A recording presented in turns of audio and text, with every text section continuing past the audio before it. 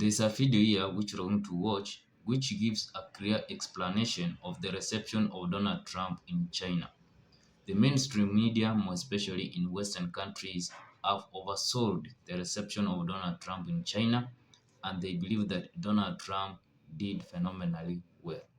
But after watching this video, I believe you're going to have a different perception on how China feels about the United States and how China is going to move forward in when it comes to the United States. Let's watch that video and then I am going to give out my own thoughts after this video. Here are three things that the Chinese internet is talking about Trump's visit to China that you probably haven't heard from Western media. A lot of people have noticed that this time, although China has still given Trump's team a very formal and respectful reception, but compared to 2017, the atmosphere feels a little bit different. It feels more professional, very respectful, very formal, but also very, very businesslike, less emotional. Honestly, it felt the same on Trump's end too. No more moments like when last time he brought a video of his granddaughter singing a Chinese song. A lot of Chinese comments are also saying that if the relationship at this point is not about friendship, it's transactional, then let's just negotiate professionally.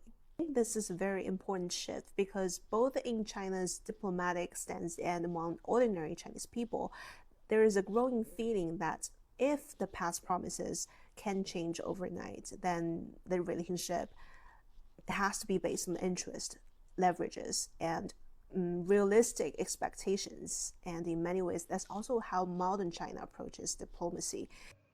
One of the things which you can realize or you can take from that explanation of that lady is that the reception in China was formal and it was official.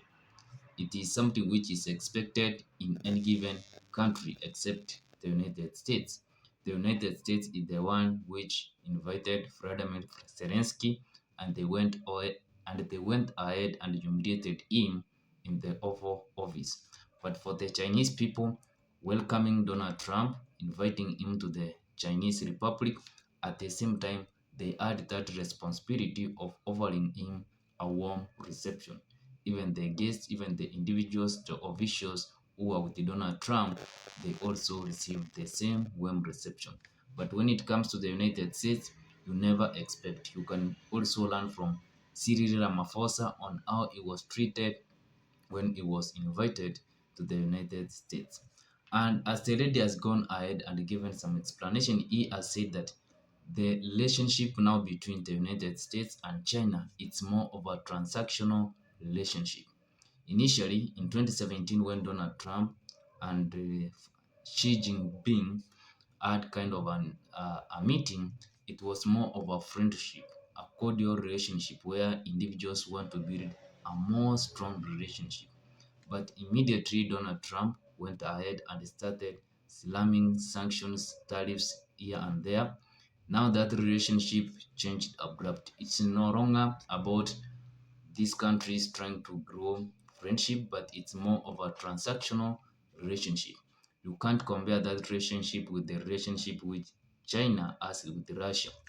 Even there are some journalists, the likes of Jess Waters of Fox News, I believe is from Fox News, he went ahead and said, bragging on the mainstream media, that the reception of Donald Trump was exceptional compared to that of Vladimir Putin. But if you observe those two receptions, that one of Donald Trump, it was more of it was more of a business like relationship where one individual is so sober that he will not be taken advantage of. But when it comes to Vladimir Putin and Xi Jinping, you will realize that that's a more individuals are more comfortable, they are kind of more relatable. But for the United States, it's a different story. It's as if every individual needs to be sober, he needs to be intact in that he will not be taken advantage of. And this is due to Donald Trump's reactions. He went ahead, sanctioned Chinese companies, and we have the whole issue of TikTok, and then we had Huawei. China feels that not Donald Trump, but the United States want to limit their progress, which is the case because the United States are not in a position to compete economically, in terms of their improvement or their progress. That's why even you observe the likes of Marco Rubio was astonished by the technology, by the how progress has been realized in China. Even he was astonished in the room which they were hosted on how great it was. But when it comes to the United States, they are more interested in foreign wars, foreign interventions, which is not the case with the Chinese kind of strategy in terms of them expanding their influence globally. That's why, since the reception of Donald Trump and Vladimir Putin is so different, there is going to be more trust between Russia and China compared to what is going on between the United States and also China. And that's why even Donald Trump went ahead to try to convince Xi Jinping that probably they need somehow to end the conflict, which Donald Trump himself started against Iran. But Xi Jinping, since he understands who Donald Trump is a person who goes after his own interest, and also even he forgets the interest of in his own country. He doesn't play that game. He is not interested to enter into a war to try to threaten Iran in a war which they are also trying to fight for their own survival. So those are some of the things which you can run from this observation on how this lady observed. So for those people who are in the United States believing that Xi Jinping kind of feared Donald Trump, he gave him a grand reception, that's probably something which happened in your own dream and it's not a reality.